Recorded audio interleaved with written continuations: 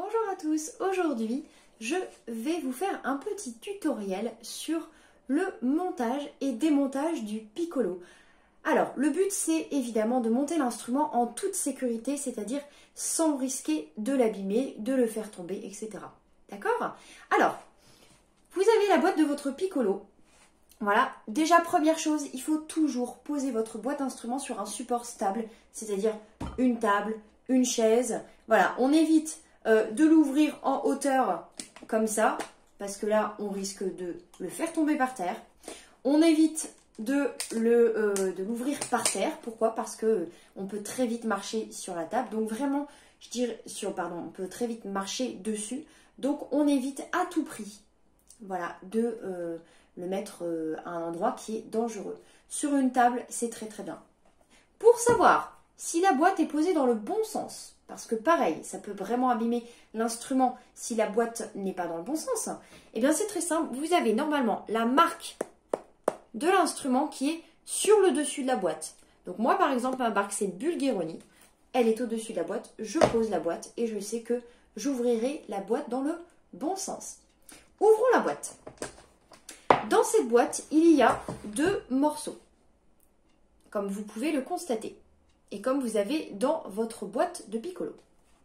Vous avez le premier morceau qui s'appelle l'embouchure. L'embouchure, elle comporte un trou ici pour souffler dans l'instrument. Le deuxième morceau s'appelle le corps du piccolo. Pourquoi le corps? Parce qu'il permet de faire différentes notes avec les clés. Alors, comment va-t-on monter le piccolo? Première recommandation, il ne faut jamais prendre l'instrument comme ça, c'est-à-dire serrer fort la main sur les clés. Pourquoi? Parce que si on serre fort en montant le piccolo, eh bien on risque de tordre les clés et donc d'abîmer l'instrument. La recommandation, eh bien en fait, c'est de prendre l'instrument ici, là où il n'y a pas de clé, de les saisir à cet endroit-là, là où il n'y a pas de clé. Pour monter l'instrument, je prends donc l'embouchure dans cette main, le corps dans cette autre main et je vais les emboîter.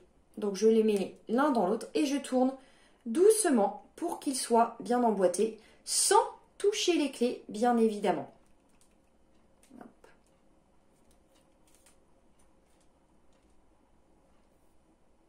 Hop. Voilà, là j'ai monté l'instrument sans toucher les clés car je me suis aidée uniquement de cette partie-là.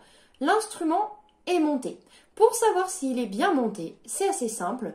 Moi, j'ai une petite astuce, c'est que je ferme un œil et je regarde si le trou est bien en face de la première clé. Il faut qu'il soit sur la même ligne. Et là, le piccolo est bien monté. Voilà, tout simplement. Après, pour démonter le piccolo, eh bien, c'est l'inverse. On prend le piccolo, hop, ici, cette partie où il n'y a pas de clé, et je tourne. Je tourne.